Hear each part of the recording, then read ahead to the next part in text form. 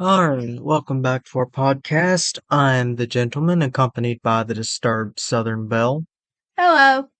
So in this episode, we'll be covering Rome, and I guess this will actually conclude the series of ones that I really wanted to cover, although my next episode will be Egyptian mythology, and then, I don't know. I invite any of y'all to suggest any mythologies or any histories that you want me to cover. So this episode will actually be a little bit different than what I usually do because I'll be focusing more on the history of Rome rather than the mythologies. Largely because the Romans didn't really focus on their mythologies as much as they did conquering and documenting their real history and stuff. Also because a lot of their gods are kind of shared with the Greek gods. They're just called different things, which will be brought up later on in my second story. Anyways, getting into the actual story, our first story starts in the city of Albuquerque, where the king, whose name was Numitor, was getting or had been overthrown by Romulus the usurper, who in some stories is said to have been Numitor's brother. Okay, so this guy's name is Usurper. His title. Oh, okay. Well, I'm just saying, because if that's what his family named him or his mother, then what else did they expect him to do? No, his name is Romulus. I have no idea what his Oh, so they just family gave him name that is. title afterwards. Well, I guess that makes more sense. Yep. Actually, in some stories, he's not even called the usurper. I think the usurper is just a title he got after that event. Well, that does make sense. Yeah, killed his own brother, supposedly. Right, and that was common back Actually, then. no, he didn't kill him. He just exiled him, pretty much. Right. It was pretty common, though, for people to have those kind of titles doing with what they did in life and things like that. That was not something that was unusual by any stretch. No, it's actually a fairly good example of this would be Assassin's Creed Odyssey. It's a Greek base, but actually the entire Assassin's Creed series has Roman references because Juno and all them. Right. In Odyssey, your character is Alexios or Alexandra, the eagle bearer, because you carry an eagle with you. Right. So the titles are just given by your exploits or something that defines you, Exactly. something to make you recognizable. Right. Back to the story at hand. After the king had been dethroned, his daughter, whose name was Rhea Silvia, which is actually going to come into play later on, she was made to join a group of priestesses called the Vestal Virgins, whose job was to guard the goddess Vestal's sacred penis. Oh, was this like some kind of stone statue or? Nope. It was actually a kind of temple, and it was where they essentially just stored Vesta's artifacts, pretty much. I've heard it referred to as a storeroom, actually, now that I think about it. Anyways, among the relics, they stowed the Palladium, which was a statue of Pallas Athena, which was Athena from the Greek pantheon, who is known as Juno among the Roman pantheon. Statue had been brought over from Troy, which would explain why it was a statue of Athena rather than a statue of Juno. Also, among the relics was a giant wooden phallus, which was also used for fertility rites. I don't know if I really want to know exactly how they were using that for a fertility rite. That does not Nor do I. sound like something that's appealing, but I guess, I mean, it was probably common back then for them to use all kinds of weird things like that. They probably prayed to it or something. Probably. Let's hope. Let's hope they weren't actually using it. Hopefully not. Something tells me that would not end too well for a lot of people. No. Anyways, back on topic, these priestesses were actually supposed to remain virgins and all that. And the reason why the usurper decided to send the king's daughter to them was because he wanted to prevent any future children in that bloodline, because they would be seen as the rightful heirs. However, apparently the gods decided, no, we're gonna have this woman killed. And Ares impregnated her. Okay. I say Ares, but it was Mars. Right. The same person, technically. Alrighty then. Which, yeah, that was the punishment for Vestal virgins who broke their vows. Oh, Death. hey, well, Although I guess apparently nobody had noticed that this girl was pregnant at all at any point during the pregnancy because she managed to carry them full term and, yeah, gave birth, and that was when they found out. okay. And So she she, wasn't like fat or anything all right. at all. So she just never showed, or they just never paid any attention to her, or what? I don't know. Oh, I'm assuming they just didn't notice somehow. maybe. But yeah, they didn't even really put her to death either. Which this is something I don't agree with here because they would have definitely. If this had actually happened, they would have definitely put her to death for this. Yeah, Because, well, she broke her vows, and I already said that was very much against the law, pretty much. yeah. Also, she was carrying twins. Hmm. And once again, I say, they did not notice until she gave birth that she was pregnant. Well, she was supposed to be pregnant by Mars, right? Yeah. Well, maybe that's why. Maybe because he's a god or something. Maybe Oh, that would be maybe. it. I don't. Some kind of magic special pregnancy that no one else has ever experienced. Well, actually, plenty of them have. Remember, because Zeus and all them are technically the same gods. Right. They're just known as something else for the Romans. Exactly. Although I have a personal theory as to why they didn't put Rhea Silvia to death. It's because it was or she was Omulus's niece. That might be it too. Then that's true. Again, supposedly, according to some of the stories, she would be his niece. But yeah, she would eventually give birth to the twins and name them Romulus and Remus. However, upon seeing the two children, Romulus had immediately ordered their death, and he also ordered the immediate imprisonment of Rhea Silvia. So no baby gift for her then. Nope. That sucks. Yeah. Then again, sucks even worse for the two children. Right. Well, true. Romulus had actually ordered them to be thrown in the Tiber River. Oh my God. Yeah. What actually happened was they were placed in a basket and just sent to float down the river to their doom. Well, that sounds like the story of Moses, Yeah, ironically enough. it does. So that's kind of funny too. The little tie into that. It's kind of weird how some of the different stories sort of intersect in different ways like that. It is. A lot of religions are very much similar in But of some of their course, then stories. again, that could have been something that they did back then more often than you It was. realize. So it wouldn't be uncommon then for that to happen to two different people in history, Actually, this or wasn't even that long mythology. after. Like, this was like double digits AD. Right. But you get what I'm saying. I mean, it wouldn't be, crazy to think about it happening like that if you think about it from that perspective. Actually, this was their version of an abortion, pretty much. I guess, This is what it was. If they had children they didn't want, they would either throw them off of cliffs or they would send them floating down or rivers. you could be like the Spartans, just take them out and leave them to die Yeah, that if is also a they were too possibility. small or look malformed or they didn't think they were going to basically serve society like they should, then they would just take them and just leave them out or the elements, the animals, whatever. They didn't, I mean, I couldn't imagine doing that. I don't understand Uh-uh. why, if you think about it, why make a child suffer? I mean, I know it sounds bad, but wouldn't it be better just to kill Kill it? it? Yeah. Just than to make it suffer and then die anyway? I mean, I don't know. That just seems like an extra level of cruelty that didn't need to be there. Which I'm not saying, I'm The advocating Spartans killing were the child. assholes. Well, they were. I'm not saying, I'm advocating killing children, of course, but I'm saying if they were going to do that anyway, I don't know. I mean, it just seems to me like it would be more humane just to smother it or kill it or something, and then I don't know. I don't know. I'm getting off on a rant.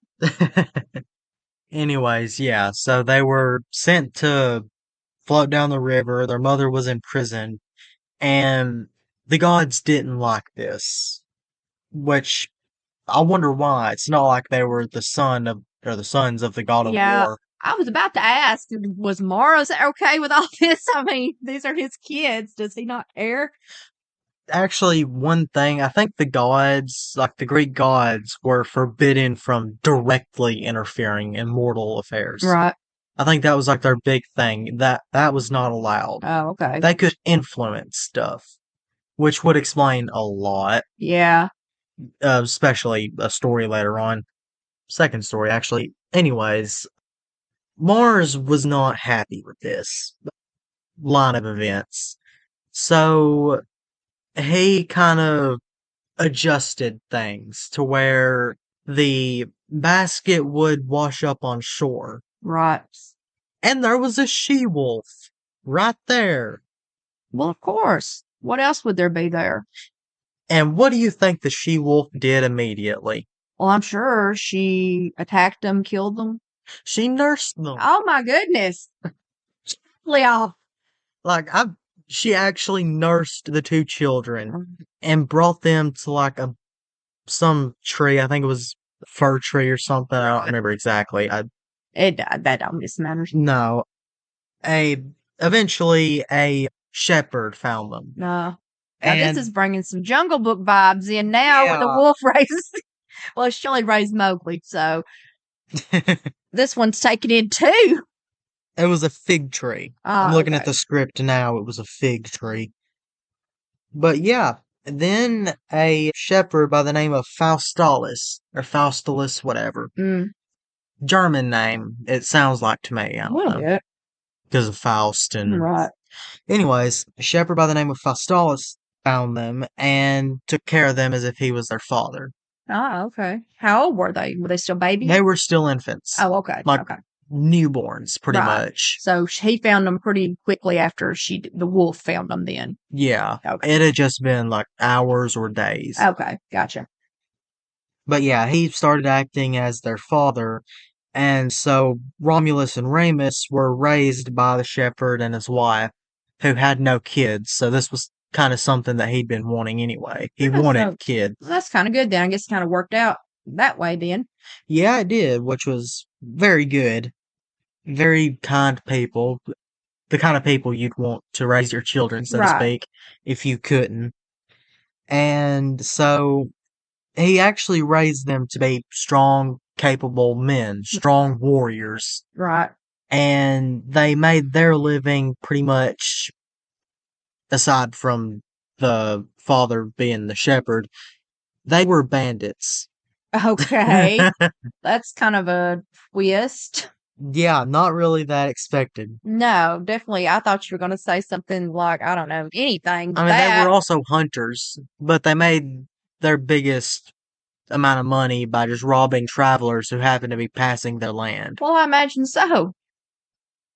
Which, to be fair, it was a little ways out of the way. I guess if we robbed everybody that came up down the road in front of our house, we could probably make a pretty good living too. Well, yeah, a lot of people go down this road. It's, you know. I mean, it's pretty much a highway. Right, so, but I think we'll lay off on that. Actually, this ended up not going too well for Remus. He had been captured by soldiers. Oh. And soldiers of Albuquerque. Oh. Dun, dun, dun.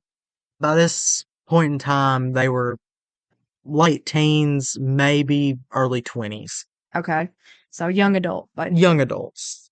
And you can imagine how Romulus felt about all this.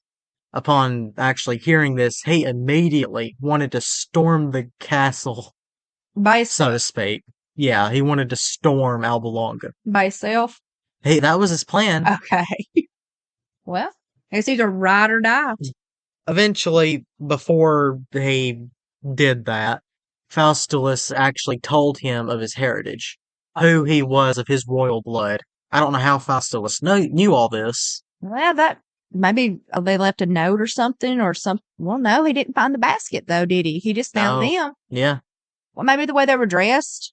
Maybe there was something. I'm assuming, like, very newborns, they would have been naked. I don't know. I mean, maybe they had some kind of cloth around them with some kind of, like, emblem or pin or something. But why would the soldiers even bother with that if they were sending them off to their death? I don't know. I mean, I'm just saying, maybe somebody put something in there. My going theory is that Faustulus had a dream of the gods or Maybe. something. He could have been sent a message too. Yeah, That was that supposed might to have be been kind of how he found them too. possibly. But anyways, so Romulus, upon knowing this, had somehow managed to find his grandfather, the true king of Albuquerque, Right. who had been exiled, like I said. Right.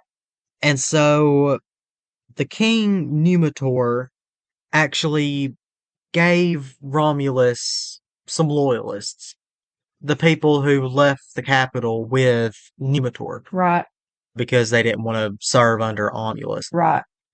And so, with this small group of people, they wiped the place out. Okay, well. They just stormed Albalonga and took it, very much by force, killing Romulus in the process. Righty. However, not wanting the title of King, Romulus, after freeing his brother, allowed his grandfather to resume place as king. Well, I guess that is only fair. Yeah, so now Numitor is back in the place of power, and I don't know about his daughter, about Rhea. No idea. They never mention her again. Not in the stories I've read. Kind of weird, And yeah. I read like 4 different stories for In this. prison, do you think they would want to free her? You would think. I mean, because she didn't do anything wrong. I mean, she broke her Well, I mean, she vow. broke that vow, but you get what I mean. I mean, she didn't like shun them or something like that, or want them to be killed or something. No, but according to their laws, she was supposed to be put to death. I'm Right. assuming she was at some point during all this. Maybe that's what happened in the background, and they just assume you know. Yeah, I don't know why. Most people probably wouldn't even know what the priestesses did, or what they were, let alone the vows. No. I only knew it because I knew what they were beforehand. Right. None of the stories I've read elaborated on it. Yeah. Anyways, back to the story at hand. After Romulus gave the title back to Numitor, or gave the crown back to Numitor, he and his brother just set off with a small group of men planning to settle their own town. And they wanted to do this around the spot where the she-wolf had originally saved them. So kind of wholesome, I guess. Right. However, there was a slight disagreement on where the brothers thought that the city should be founded. Remus wanted it to be near the city of Remora, or wanted to name the city Remora, and set it up near the Aventine Hill. But Romulus wanted to establish a city named Rome and set it up near the Palatine Hill. Oh. Huh. I guess we kind of know where this is going. Hmm. The brothers split up. Oh my God. They split up and divided the men. The men just decided who they wanted to go with. And they both set up their own places. Right. However, there was another small dispute after the cities had been built, or after the small settlements had been built, and Romulus was setting up the boundary lines. Mhm. And the dispute there should be actually fairly obvious. They each wanted more than what they could get, Right. than what the other wanted to allow them to have. But in a show of, I guess, aggression, Remus overstepped the boundary line, and Romulus just immediately killed him. Well, I mean, what else can you do in that? I mean, This was a few days after he saved his life, saved him from the dungeons and all that. wait, that's in the past. This is the now. I mean, he stepped over that line. Obviously, he do something. In all seriousness, though, what the hell? It is pretty ridiculous. Jesus. Why? What was the point of this? No, I have no idea. That is insane. I mean, it's his brother. I'm assuming like they're his twin brother. Yeah. And oh my God, no, that's insane. Literally, he was willing to storm a city, Right. like a major city at the time, Exactly. to save his life. Right. And now he just kills him because he overstepped a boundary line. Well, I don't know. I mean, that doesn't make any sense. That just sounds more like he was more bloodthirsty or more cruel than you realize or something. Yeah. Something going on. Anyways, he killed Remus and just took both settlements. And that became Rome. Which kind of makes sense because they were kind of known for going out and conquering. So, yeah. There you go. So Romulus actually reigned for 38 years after that. And the city grew, expanded. And when he died, which was of natural causes, I think he just got sick or something. He wasn't old by any means. He was like in his 40s at the time. Right. But they weren't really known for living long lives No, anyway. Definitely not. He ascended, so to speak. Okay. The gods kind of raptured him and gave him godhood. Oh. They turned him into a god. Well, why not? I mean, he's not done anything wrong with his life. Nah. What happened to the other one? He just go to hell or whatever? I don't know. I guess he went to the afterlife. Okay. Just the standard afterlife. I don't Okay. remember what it was called, but yeah. Right. Okay. Yeah. Romulus ascended, became a god, and he was idolized and after that point referred to as the god Aeneas, a warrior god. Not the god of war, but a lesser god. Okay, so he's just boosts morale and things more than or something than like the god of war is actually over the soldiers and everything. And he's Kratos before he defeated Ares right. in the God of War games. Right. That's what he is essentially. Yeah. Okay. A more powerful but immortal mortal. Right.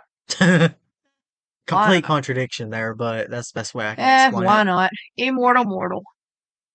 Alright, so that about wraps up the story of Remus and Romulus. The next story is pretty much going to be just a bit of backstory on the actual gods, who they are, what their names are, and stuff like that. They're kind of, both the gods and the stories are kind of adopted from the Greek pantheon, largely because, well, the Greek myths, the Greek society deal just kind of spread. Right. And it really influenced a lot of that part of the world, just that side of the world in general. Exactly. And they also like heavily influenced some like Italy. Mm-hmm. And that's where Rome is. So yeah. Right. Anyways, three patron gods for the Romans were kind of like the big three for the Greeks. Like the Greeks were Zeus, Poseidon, and Hades. The Romans were Jupiter, Juno, and Minerva, who were actually Zeus, Hera, and Athena, respectively. And by the Romans being the same as the Greeks, they were the exact same gods. Like, no difference at all other than their names. Okay. That's weird. Like, Zeus was Jupiter.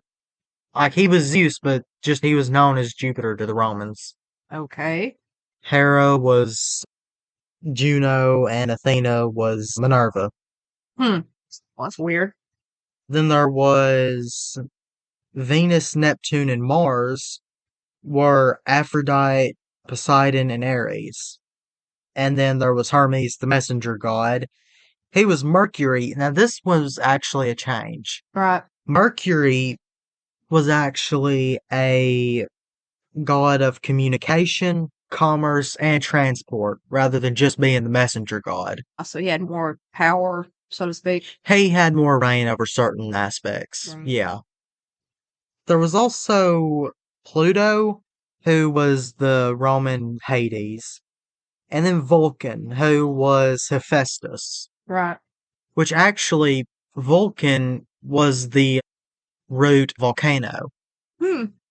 So that's where the word volcano comes from, which makes so much sense because Hephaestus, he was based, according to some stories, in a volcano. That's where his forge was. Right. Which is kind of cool. It is. It also makes so much sense because the volcano's the perfect place for a god forge. Yeah. Or for a forge god, rather. Makes sense. Then there were the Titans, who were Uranus and Gaia, or Uranus and Gaia. Right. This is pretty much the exact same as in the Greek episode. The beginning was the same here. Right. They created Jupiter and everything happened pretty much the same way as it did. Right. Except Uranus wasn't bad for the Roman mythos. Oh. And actually, not Jupiter, but Saturn, who was Cronus, he wasn't bad either. He is just the supreme deity. Okay. Uranus never held that title, really. Huh. So Uranus and Gaia created Saturn, Right. and Saturn just reigned as supreme. Hmm. And actually, this is kind of a big one, Saturn is, because the winter solstice kind of revolved around Saturn. Right. There was this whole part of the winter solstice, which 3 days in winter, was a festival Right. for Saturn and stuff to honor him. And this was huge to the Romans. So huge that Christmas was actually moved to the 22nd for Wow. this, That's to crazy. align with this festival. That's kind of funny when you think about it. That's crazy. 22nd of December, but yeah. Right. Huh. I never knew That that. just shows how big Saturn was to these people. Exactly. And we also kind of owe Saturn for Saturday. Oh, really? Yeah, his name is the root for Saturday. Oh, well.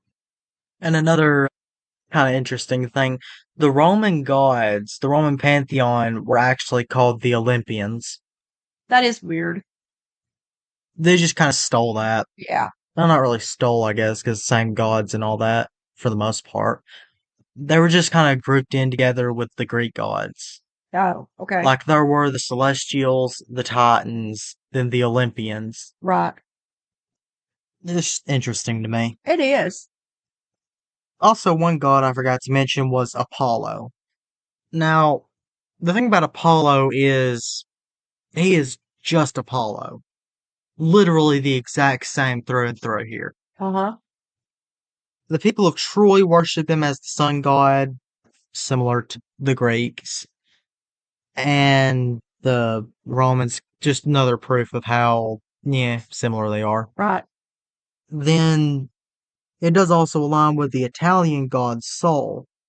There's also Helios, another Titan, technically, who just rides in a chariot that pulls the sun across the skies. Right. And none of this really mattered to a lot of Romans. Hmm. They weren't really concerned about recording their stories. Like I think I pointed out earlier. Right. They just had their picks, so to speak. Yeah. So it's really not terribly easy to find too much on any one god. Right. Some stories, like actually something like probably the most popular, the most famous Greek story, Hercules, Uh-huh. or Heracles Right. is the Greek pronunciation. Right. Hercules is Roman, where Heracles is Greek. Oh. Huh. Well, that's weird. Same thing through and through, except for Hercules had more adventures. Hmm. Heracles had the 12 labors and all that. Hercules did too, but after the 12 labors, for example, Hercules went to the city Gaul and chased away some odd gods who were causing trouble. And as tribute to Hercules, the people in Gaul built a temple named Hercules Maniakos, which later became known as Monaco. Huh. Well, that's interesting. One of the most famous cities there is in that part of the world. Right. Something that is fairly well known even here in America. Exactly. Because it's really a popular vacation destination, It really. is. It is. Then there was also the time Hercules killed Vulcan's son, Roman Hephaestus. Right. He killed his son, Cases, who is a fire-breathing giant. Good grief. He also went to Germany and they thought he was Thor. Really? Yeah. Oh my gosh. He went to Germany and the people confused him for Thor. That is funny. It's also weird because I wouldn't think he would look like Thor. No, I wouldn't either. I mean, Like Hercules is supposed to be like really buff. right. Thor's fat, kind of. Yeah, Now he's strong. He looks strong, right. but he's also big. Exactly. I don't see the comparison either, but Let's see. And most of these stories that I got are from the Aeneid, or an Aid, I'm not really sure. Written by a man named Virgil. Very oh, the famous Iliad. name. Nope, that was Greek, by Oh, Homer. hmm. Okay. Like Homer wrote the Odyssey and the Iliad. Right. Okay. You're right. Virgil is Roman, however, one of the most famous poets there is, right along with Homer. Hmm. And he actually wrote the Aeneid because he was commissioned by Caesar to write a poem of himself and his life. However, instead, Virgil wrote about the history of Rome. Okay. And he actually compiled many stories into the Aeneid. And it spanned like many years and over 3 continents. Hmm. Stories over or from 3 different continents. Wow. Let's see. Actually, it's supposed to be kind of a sequel, I guess, to Homer's Iliad and the Odyssey. Oh, okay. Well. Like it takes place or starts rather, right after, let's see, the Trojan War. Oh, okay.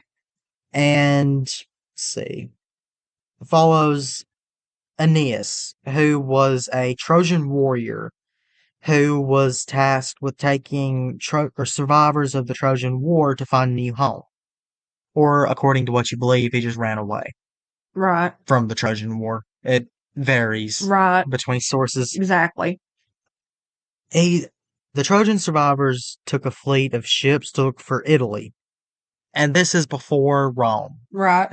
This is before Rome had been founded. And they kind of got stuck between a couple of warring gods. Oh, well, good for them, I guess, right? The god of war, Mars, and Minerva, Huh. Athena, pretty Right. much. So Ares and Athena, or Mars and Minerva. Right. And Minerva did not want them to succeed because the way they were going, it was prophesized that they would conquer Carthage, which she liked. Okay. And Mars helped them through. Well, no, actually, now I'm thinking about it, it wasn't Mars, it was Neptune. Okay. It was Neptune and Minerva. Okay. So Neptune and Minerva were having a fight. Yeah. Okay. Anyways, so they were having a fight, and Neptune helped the ships, Right. the Trojans, by diverting a storm that Minerva sent their way. Wow. However, they couldn't escape it completely, and it knocked them way off course. And they ended up hitting the city of Libya. Hmm. And eventually, Aeneas and his people made it to Carthage, where they just lived for 6 years. And he married Queen Dido. Okay. Just this random soldier married a queen. Wow. They didn't conquer it, so that prophecy was complete crap. Yeah, I'd say so. So she had no reason to even be upset to start with. No, actually, it was at that point that Aeneas had been completely satisfied with life. He was happy the way it was. Right. And then he received a message from Jupiter via Mercury, who told Aeneas that it was time for him to just move. Just time for him to continue on. Okay. Continue on where? Just continue on. Like move or like continue on die? Go on to the next place? Just Continue on. I got it. continue on to Italy. Oh, okay. Okay. Because Carthage was on their way to Italy. Right. That was the reason. Which, thinking about it, Minerva helped them because she sent them off course and they were just going to Italy at the time. Exactly. However, where they landed, Libya, Carthage was on their way to Italy. Right. Like it was right between Libya and Italy, or Right. their objective in Italy. Exactly. And so Aeneas just kind of left without saying anything. Like in the middle of the night, he just snuck out. Okay. And Queen Dido hated him, or hated this. Hmm. She kind of cursed his name and swore that she would not be an ally to any of his descendants. Huh. And yeah, she would wage war on his descendants, saying that Carthage would always be an enemy. Well, I guess she is not one to be scorned. So after a short stop in Sicily on the way, where nothing happened, actually, Okay. just a little bit in the script, filler content, I guess. Mm. Anyways, he made it to Italy, and he apparently went to hell, or went to the underworld, All right. where he learned of his fate, what he was supposed to do, and all that. Okay. And it was at that time where he kind of just settled the kingdom of Latium, or Latium, whatever. Huh. The place where Latin would become a thing. Right. And lived fine for a while. And then his first major act was he waged war on pretty much everyone. Well, that's what you do, isn't it? I mean, His goal was to marry the princess of Italy. well, then what better way? And, so, well, actually, no, just as a Latin princess Oh, okay. in my notes. After a while, Tiberinus, either way, the god of the Tiber River, and he was actually the son of Oceanus, another Greek titan. Oh, okay. He kind of just spoke with Aeneas and said that this was where he was supposed to be. He just kind of gave him some words of encouragement. A little pat on the back. Yeah, pretty much. He assured that Aeneas that this was his home and he would build up his legacy here. Uh-huh. And so after kind of winning the wars, I guess, Right. he founded, and get this is a roundabout way of coming back where we started, and I completely forgot how to pronounce it. Alba Longa. Aha! The tie-in. Oh my God. Suspense is killing me. Also, think about this. This line was unbroken. So he founded Alba Longa. Right. He was a ancestor of Remus and Romulus. True. Well, that's kind of cool too. Yep. And so this man was essentially a, say, grandfather of Rome. Hmm. Wow. That was his legacy. Well, that's a pretty cool His legacy. descendants would eventually found one of the most well-known cities there ever was. Right. Definitely. Actually, probably the most well-known city it's there ever definitely was. way up there. I mean, absolutely. So yeah, this line would remain unbroken until the birth of Rhea Silva, or Sylvia, whatever. Hmm. Well, that's interesting. Definitely. And so yeah, that's the end of this story. All right. Alright, so this last thing is going to be more of a history lesson than anything on mythology. But yeah, that's pretty much all I have to say here. As for the actual story, we've covered the beginning of the Roman Empire pretty much. So now let's talk about the end of it. So first things first, Rome had been split between different emperors so many times before. Right.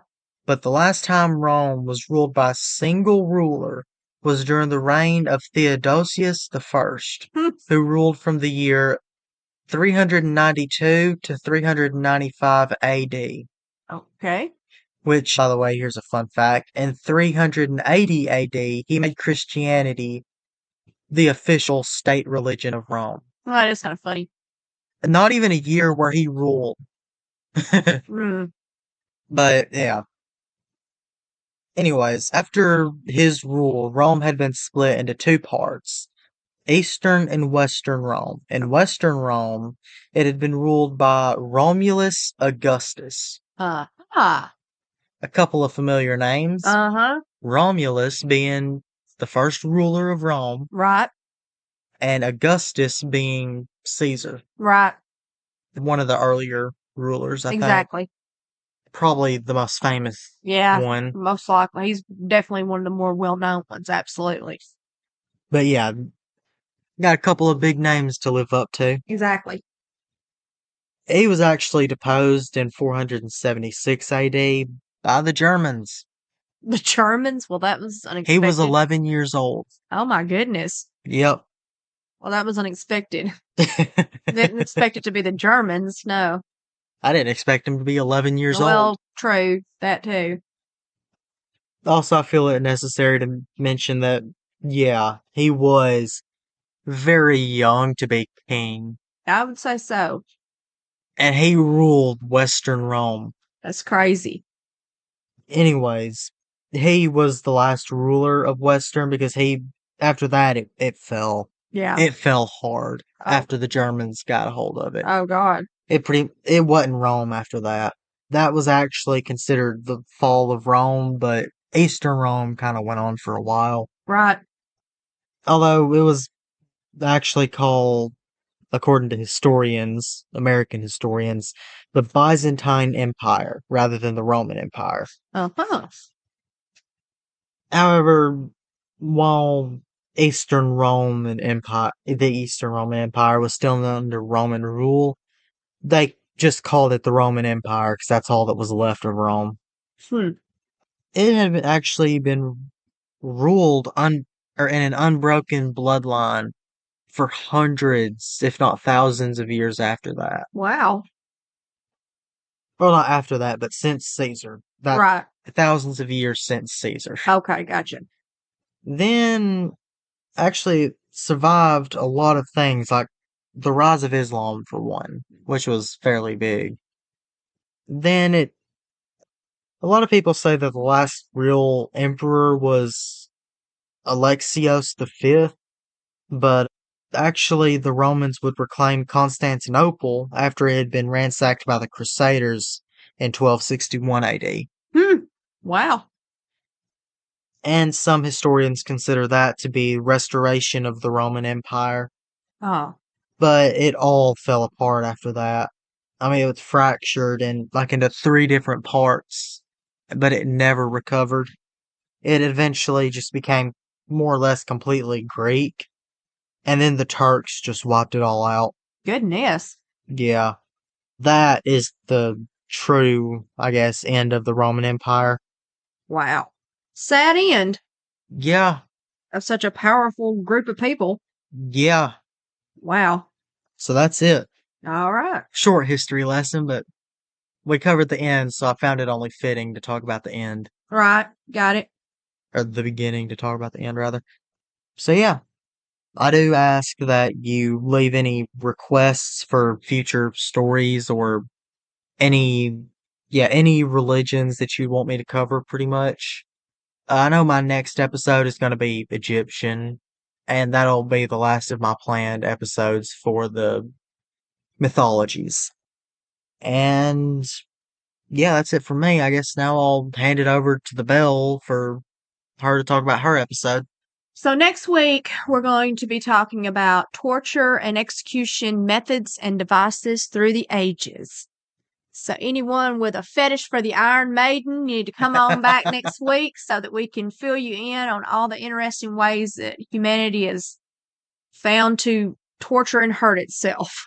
I've heard of some weird and off the wall fetishes, but for an Iron Maiden, that's just who knows? Insane. Who knows?